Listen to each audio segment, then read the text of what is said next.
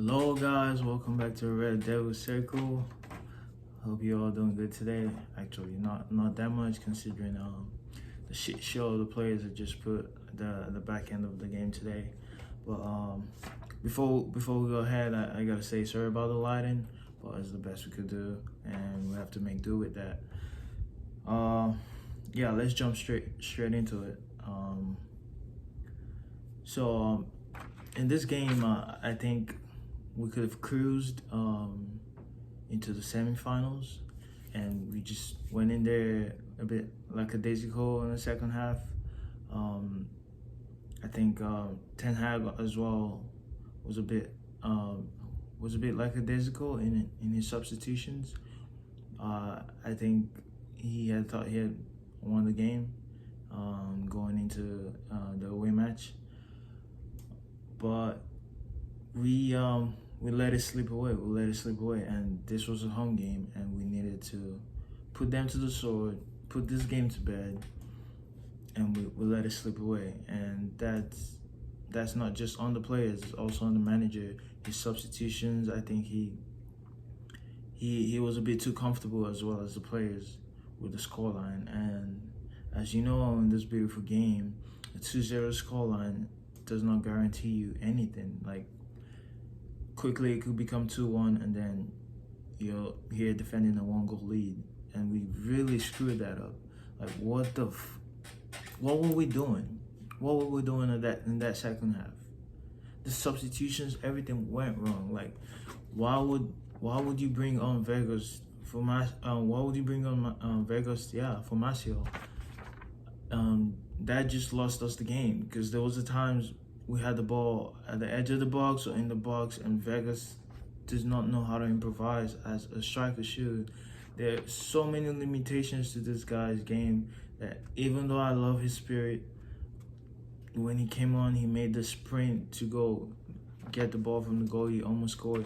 Apart from that, the rest of his game is absolutely abysmal. It is shite. And he is not the caliber of player you need even on the bench for a Manchester United team. He needs to. I've got to say, thank you for everything you've done, but I've seen like so many limitations to your game, and I don't think you're the right person to have on the bench for this team. All right, I'm done with the ranting, but let's get into it. We lost the ball so much. In the first 20 minutes of the game, it was fine. In the first half, we didn't lose the ball like that. You could see the midfield of Sabitzer, Casemiro, and Bruno was solid. I think we need to build on that relationship of to get the spine of the team right. I see progress in that selection, to be honest. And up till Bruno was taken off, I think we had a good balance in the team. Sabitzer was amazing today. He, like I said in the last video, I noticed his forward runs. He kept making them. And look at what persistence gets you. He got 2 goals today, making those forward runs. And I think it wasn't just me who noticed it, because Ten Hag as well noticed that, and he left him the advanced role in that team, in that midfield. And you saw Casemiro obviously giving the assurances to Sabitzer to get forward. Having the likes of Casemiro in that midfield helped him even better in that game. And we should have had this game. It's so irritating, like, that we lost, that it feels like a loss. But it's so irritating that we drew this game at the end, because this was a game we should have just cruised into the semifinals. I think we outplayed them in that first 20 minutes, and then we started losing the ball so much. I don't understand that. We did well today compared to the last game. The last game we came in playing long balls, and that worked really well. That worked really well. I think it was against Everton. We saw the long balls, it worked miraculously. But the thing about that is, Ten Hag is now, showed this team how to get forward, how to play the low block. But if you look at the likes of Man City, Arsenal, they don't just use the long balls on this game, and then on the other game you play the short passes and drift forward. It's more about incorporating those two abilities into the team, so they can be able to play the long passes when needed and the short passes when needed to retain the ball. Retaining the ball. That's what we got wrong today. We didn't retain the ball, but we quickly got the ball back, which I think we didn't do as much in the last game, but we were better getting the ball back quickly. That's what the big teams do. That's the whole point of the pressing system. You get the ball back quickly, but you don't as well quickly lose the ball. You have to have those players that can retain the ball and keep the flow of the game, and that's what we're missing today, I think. Also, if you noticed on the stats in that game, Sevilla had more passes in our half compared to what we did in their half, and that just sums up not retaining the ball, because we always keep losing the ball when we get it back and close to the midfield or so, and they keep going at us. They keep passing the ball in our half, and that's why they had more passes in our half, which was 189 compared to the 125 passes we had in their half, and that screwed us over. Obviously, you could say that stat went up a bit when at the back end of the game when we kept defending, but that's like I said, taking off Bruno wasn't a good idea from the manager, considering he's not even going to be playing the next game against Sevilla in Spain. But yeah, I think he should have left him on. I think he made too many substitutions at the same time, and also taking off Anthony for Pelestri, was it? That you could understand it. You need more crosses in the box, though I think whatever cross you make, Vegas wouldn't get to it. I remember a chance at around the 75th minute or so, thereabout. Malacia crossed the ball to Vegas. Any striker would have gotten to the end of that. He could not. He's so slow. Like, his limitations just outweighs what he gives and the effort he gives in the game. And I'm done. I can't have it anymore. He needs to be out of the team. Absolutely out of the team. I can't have that anymore. I can't stand to watch it. Like, how do you not get at the back end of that ball? How do you not put the ball in the back of the net? It's such an important game, and so many chances that fell to Vegas, and he passes the ball as a striker. Come on, man. As a striker, you're supposed to shoot that ball, and he passed the ball, has a slow turn, can get to the crosses. Oh my God, so many limitations to this guy. We cannot be dealing with this as a Manchester United team. The substitutions of Maguire for Varane. I'm not sure what happened to Varane.